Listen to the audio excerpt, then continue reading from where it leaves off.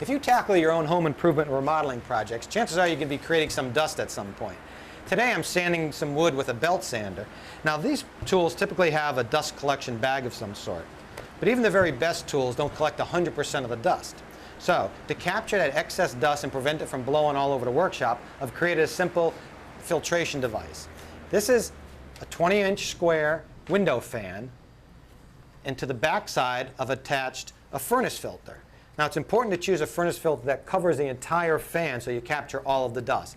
A little duct tape holds it in place, and as you can see, it captures quite a bit of dust. This is just from a few minutes of sanding. Now this technique is also great for when you're sawing or routing or any job like that that creates dust. And when you're done, you can just untape it, bring the filter outside, gently tap it off to remove the dust, then bring it back in and save it for your next project.